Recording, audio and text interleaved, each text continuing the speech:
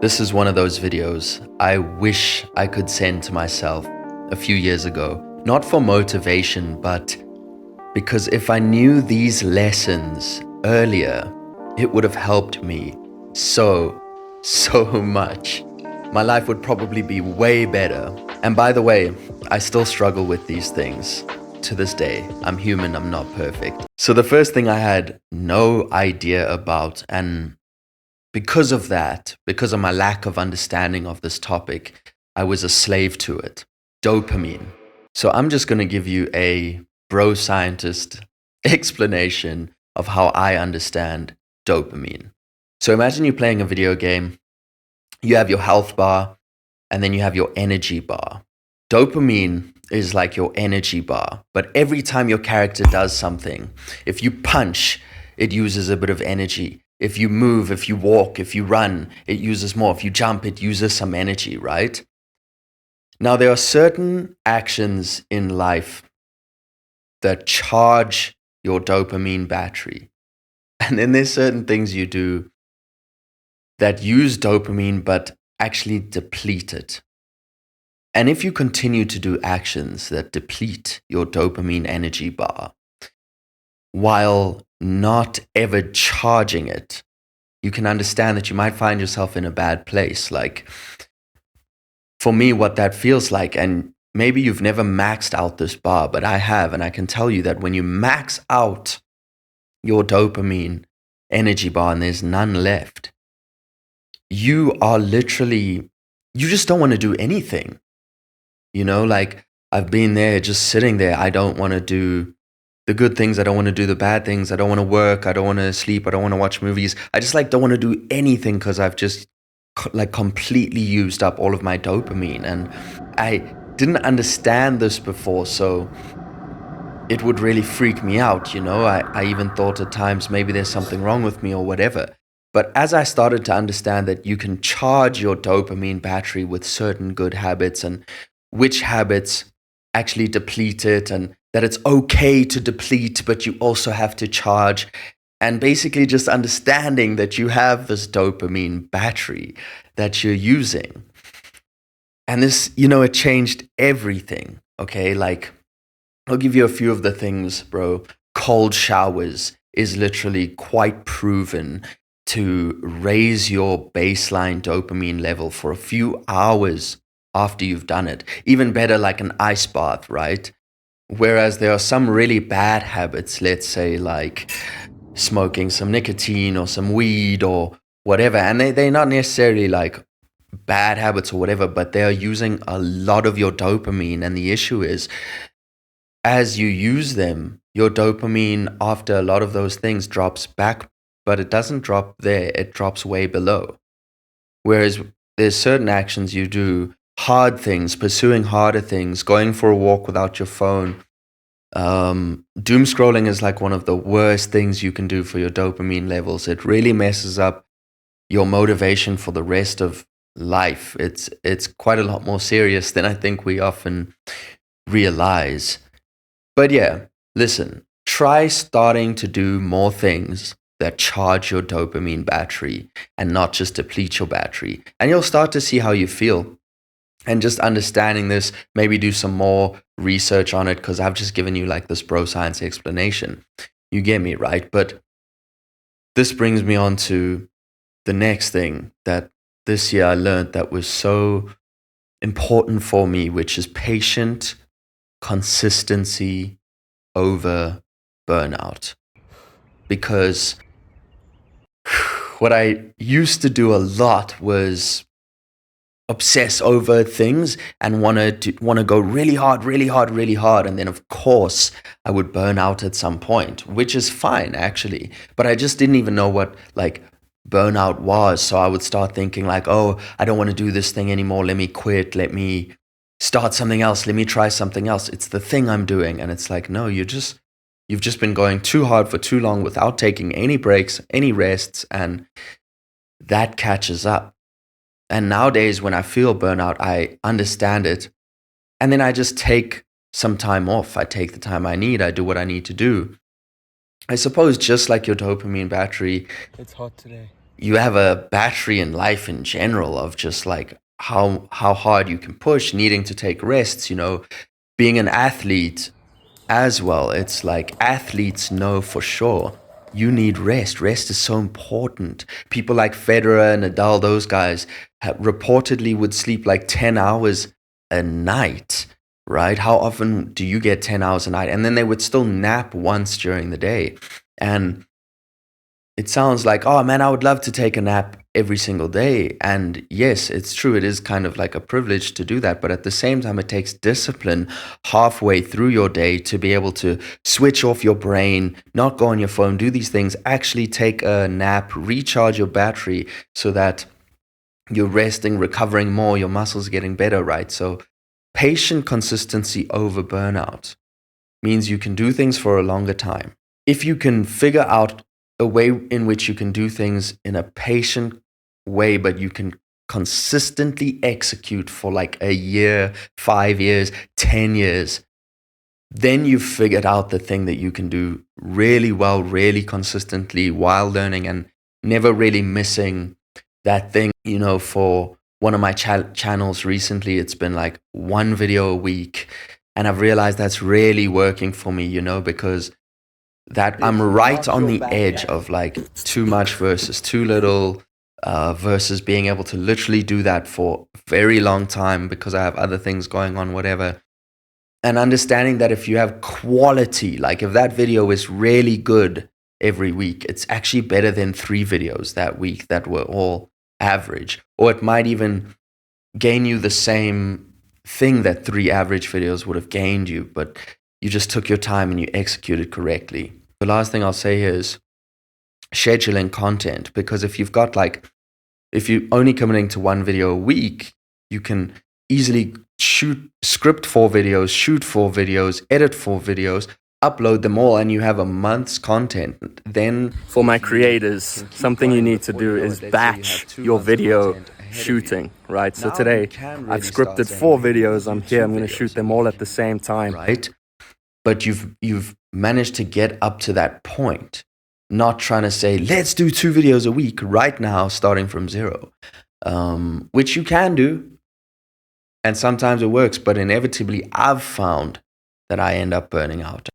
So that's how I've been using patient consistency over burnout theory. And this ties in to a very important point now, which is boring reps on repeat. Success does not look like what most of these people online are showing you, right? All the fancy things, the trips, this, that, going here, going there, doing this. The real success that is not so sexy, it doesn't look as cool and fun, is being locked away in a room for years, 5 years, 10 years, doing the same boring, unsexy reps on repeat. Maybe for you, that's making videos, learning content creation, doing that thing, making your music. Maybe it's showing up in the gym, building the muscle, building the body, working on your sport day in, day out, small things, learning, getting better. It's years of unsexy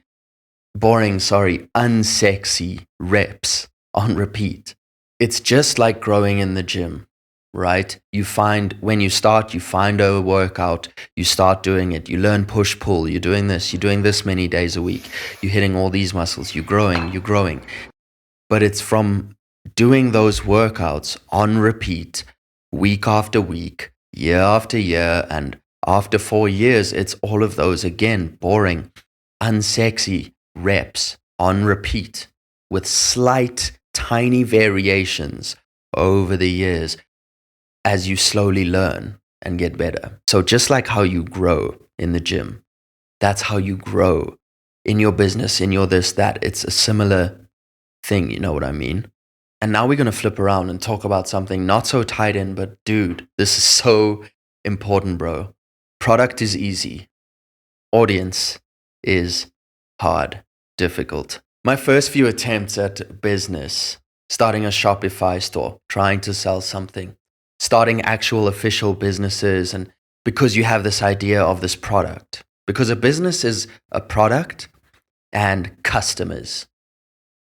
That's really what business is. If we were to really just boil it down, there's a product, but you have to sell it to customers. And when we're in the beginning, just like me, of business and learning it, we always think if we just had this great idea, everyone would use it. If I just had the greatest music, everyone will listen to it. If I just had a really cool website and I set up the business officially, people will buy the product I'm selling. And it's like, no, that's kind of the easy part. Okay, you've still gotten ahead of most people because you've done something. Like you've taken real actions to building something. But you've done step one, which is the idea, the product, the admin. And now you need people to buy the product. You need customers. You need audience. You need to build brand. And this is the real game. You get to that door and you're like, oh, no one owes me shit. I have to give them value over time. I have to show up, boring, unsexy repeats, give value, build audience, build brand. And then you can sell idea. You look at like anybody in content creation now. That is the game. And it's not in a malicious way. It's just like, it makes so much sense. Chris Williamson has New Tonic now, which is his productivity drink. That's his own company, right? He still markets for other companies too, of course. Diary of a CEO, Steven, this is like his whole thing has been like, he actually invests in the companies that he talks about. He talks about his own companies. He has all his own things, but then he's built audience and brand, and he can plug people into real things, good things, right? So, but it all comes from building audience first, giving them value and earning their attention and earning their buy, right? That brings up the next point quite naturally. It's about the people. It's about people. That's been a big lesson for me this year because I started the podcast this year, and it's made me connect with more people. It's made me hear real stories. It's made me, every guest I've had has taken me on a journey to meeting the next guest, having the next person on, learning this thing, being invited to this fashion show, meeting all these people, being invited to this alternative music event, meeting all these people, starting to connect, starting to piece all sorts of things together, because at the end of the day, it's people.